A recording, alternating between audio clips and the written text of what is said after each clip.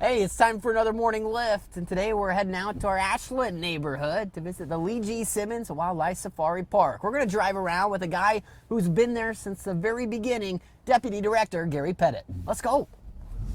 Beautiful morning at the #1 safari park in the U.S., right? Yeah, it's like 5 years in a row. It's crazy. I think it's like 7 out of the last 9, even something like that. But I'm not counting. Right. I'm not counting. How many elk we got?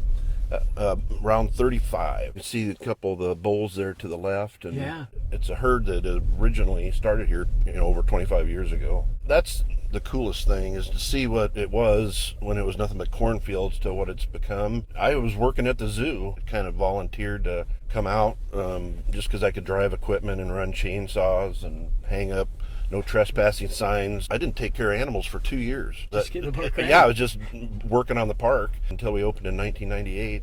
So yeah, at one point they were like, well, we're used to you not being at the zoo, so you might as well stay out there. I mean, this place has literally become home for you and your family, right? Yeah, we live on site. It's kind of a 24-hour thing, dealing with, 440 acres of land with the animals and guests. A lot of times people don't see some of the things that we do because it's on our conservation behind the scenes stuff, with the tiger breeding facility, cheetah breeding facility. We just did a huge renovation to our animal hospital. For a facility this size, it's one of the best in the country. We hold a lot of animals for the zoo as they're building their new areas. It takes a while to bring in that many animals, so we can stage them out here, and sometimes we hold them for up to 2 years. So that's our animal hospital in front of us. Right here, yeah. Yep. I've been kind of bumping around. I hope you're not having a hard time with your coffee. I've limited my drinking, because of the. Yeah, I was gonna say, if you need me to stop for a drink. Well, let me know. I can drink on my 4-wheeler, so. Oh, you're pretty used to it. Well, Yeah. but half of it's on my shirt Yeah.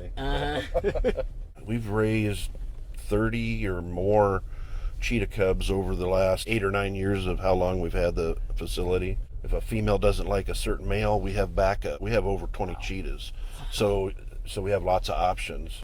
So that lane we just passed through goes around the entire facility, so we can walk a cheetah anywhere around the whole facility without crating them up or anything.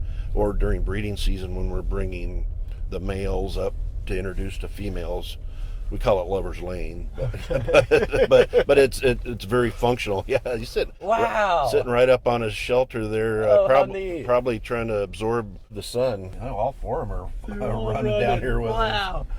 Yeah, that's pretty cool. The care and welfare of the animals, seeing that progress over these 30 years is what's probably the most incredible thing to me.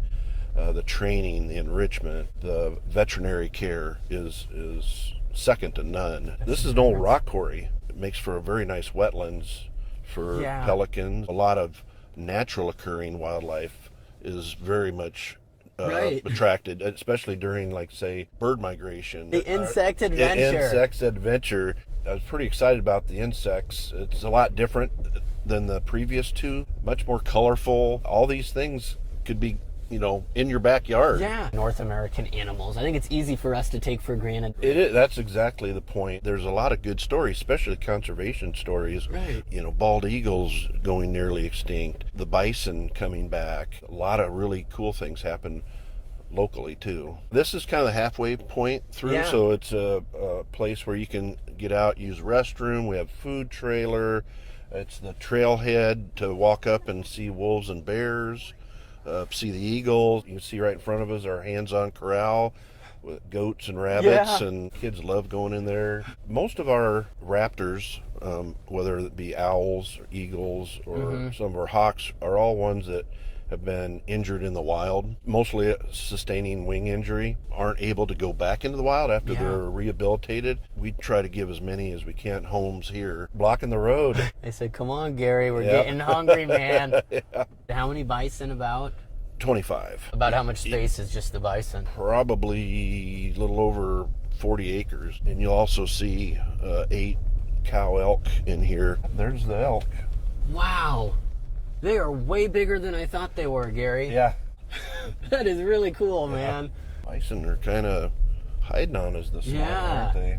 Oh, actually, here they come. Here they come. There's a pecking order, and the bull usually leads the charge. The ones that are coming out last are definitely the more lower ranking in the herd. They're a keystone species. People don't appreciate how big they are. You know, big bull can weigh 2,000 pounds. When the pandemic happened, everywhere kind of shut down. This kind of became the gem, right? We had well over 400,000 visitors. I will say the State Patrol wasn't very happy because of all the traffic out front. But yeah, that really helped get us more exposure to it. Right. A lot of people came here that have never been here. Hey, thanks so much for hopping in with me. I appreciate it.